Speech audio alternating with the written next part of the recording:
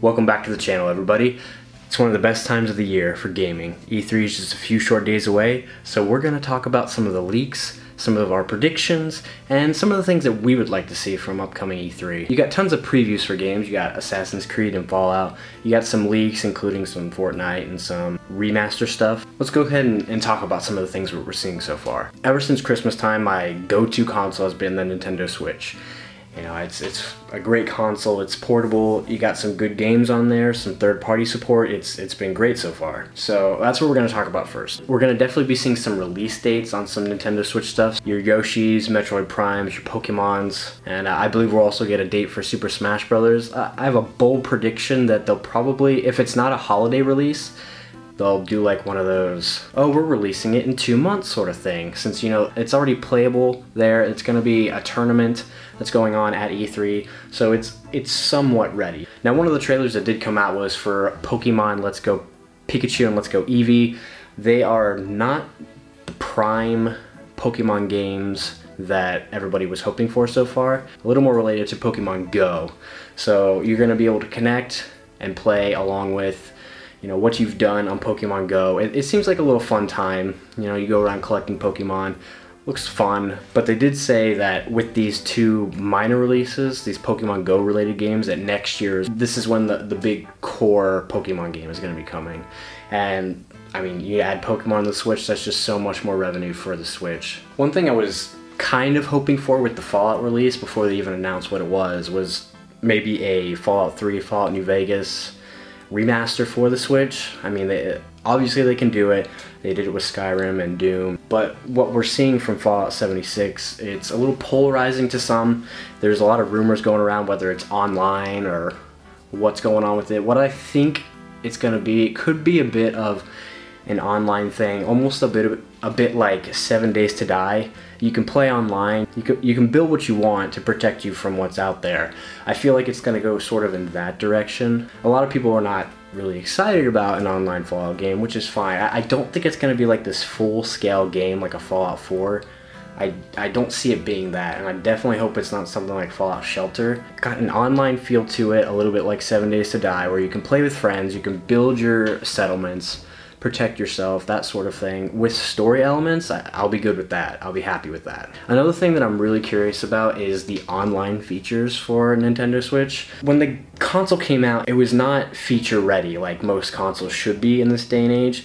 You don't have your Netflixes, you don't have your online services like that, your streaming stuff, which I think is one of the main gripes I have with the system. They have Hulu on there, but I'm hoping with E3 they'll come out and explain a little bit more about what's going on with the online, what we can expect as far as streaming services, other apps like that. As well, the interface, the Nintendo eShop interface is clunky, it's a mess. It's very hard to get around, it's very hard to find something that's not in those sub-genre categories like bestsellers and on sale. You really have to search and know what you're looking for to find something. Hopefully they can fix that a little bit. And one of the major things I was really hoping for was the virtual console on the Switch. Now, they did announce some things as far as it that would kind of allude to the fact that it's not going to be on Switch. They're going to be releasing some old games, you know, every month, which is kind of disappointing. I'm hoping that they do some sort of surprise where they're like, oh, hey, virtual console's coming. You know, if you're able to play GameCube games on Switch, it may be the best console ever made. Don't know if it's gonna happen. It would be cool. I think I'm being a little bit hopeful there. Some of the games that I'm hoping come over, not so much for me, but just to bring more people over to the system to add more popularity to it so more games can come. Madden, I think that would be a big seller on Switch. A game that I would really like to see is a WarioWare game. That would be fun, and it uses the system very well, you know, with the Joy-Cons and the way that they act. As well, I think this is a dead ringer. I think it would be absolutely impossible for them not to bring Fortnite over. It's been leaked that that's what's coming. Fortnite is such a popular game right now. It's taking gaming by storm.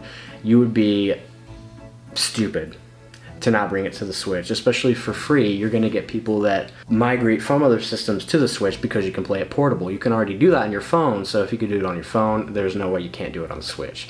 I think that's a lock-in guarantee, and it'll be a big seller, adding more revenue, which will then bring, hopefully more games, more third-party stuff over to the Switch. Another game I'm kind of excited and hopeful to see is Animal Crossing. That would be really fun. Another big one, I think it's possible, and there's rumblings, but who knows if it's just hearsay.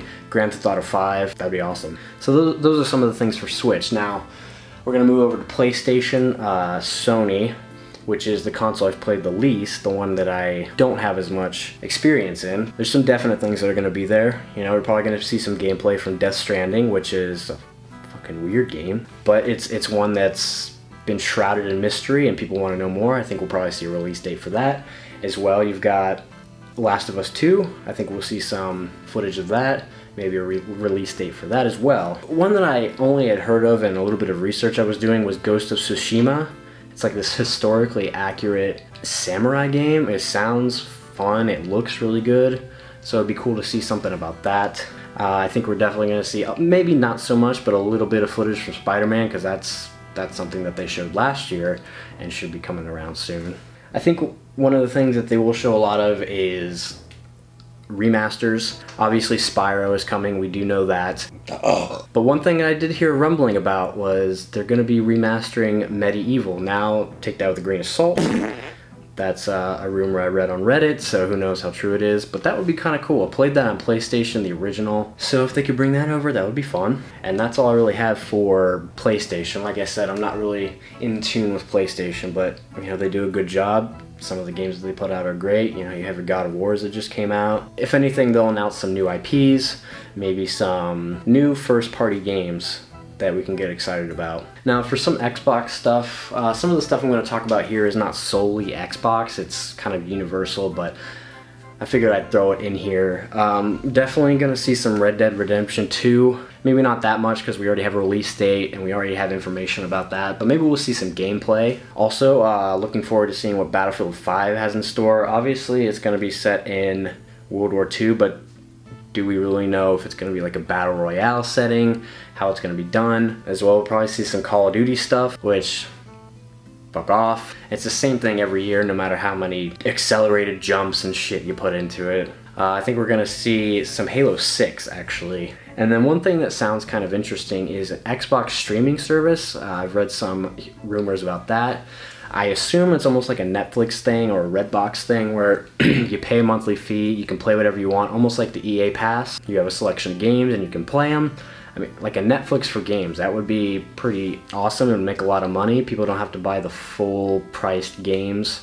I think a lot of people will be into that. And then we did get, like I said, a preview of Assassin's Creed, which I don't know why. If Ubisoft learned anything from Origins, was wait a few years and put out a game that's good and a game that's fully fledged. I don't know. Hopefully it's good. I like the Assassin's Creed games, but it's Assassin's Creed Odyssey. It looks like it's in Greece, ancient Greece, and it could be interesting, but we'll just have to see. And that's all I have for E3 this year. Some predictions, some leaks, and what I want from E3. So let me know down below what it is you're looking forward to. What's your favorite system, and what would really get you excited this E3? I'm hoping for lots of surprises, lots of new things.